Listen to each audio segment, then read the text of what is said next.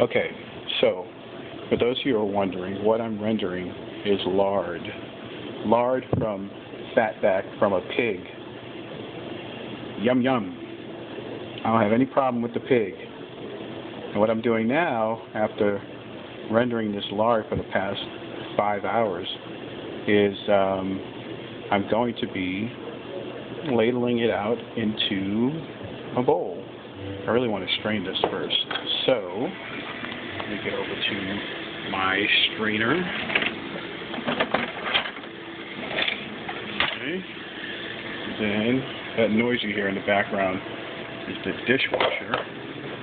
Okay. Now, I would normally use cheesecloth, but I don't want to because I only have 2 hands. Anyhow, strain it and pour. Strain and pour. Strain. You'll get some little pieces and bits here and there, but that's okay because it's being strained. It'll keep it outside of the final product. And what I'm rendering for is to use the lard in my baking and also in my frying. So I went to a farmer's market. I found a farmer who sells pork products from organic and naturally raised pigs that eat grass and grain and then processed. And when they process it, they save the fat back, and I bought the fat back.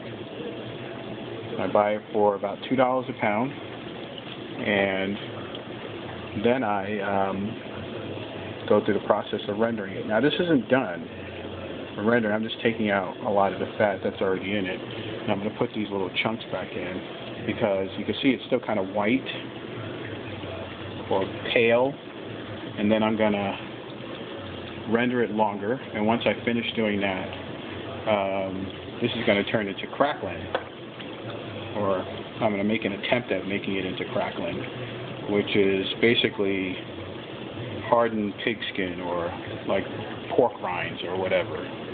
So, anyhow, not that I'm into pork rinds, because I'm really not, but I just want the experience of making it. So, anyway, this is what's left.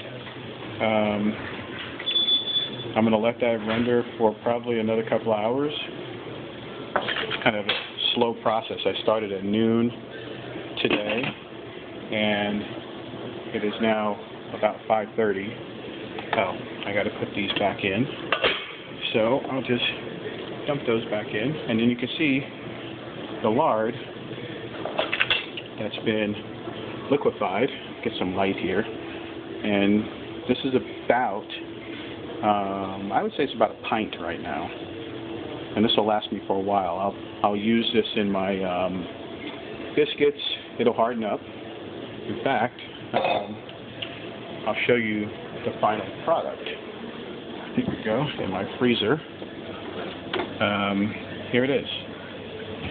See, it's nice and white, and I use that as part of my regimen for making biscuits, for making pie crust, which I'm in the process of doing right now, and also for frying chicken and things like that. So lard is a great oil and fat to use, and because it comes from grass-fed pigs, you're getting your omega-3 fatty acids, which help to lower cholesterol, and all the myths that you hear about lard are really kind of, I don't know if they're myths, but they're kind of centered, I think, around the lard that you would buy from the slaughterhouses and not from what you would get from a farmer. Anyhow, this is my rendering activity for the day. I've already created some pie crust that I'm going to be using to make a blueberry pie, and also to make a bacon and Gruyere quiche, which is dinner. Anyhow, that's what I wanted to show you.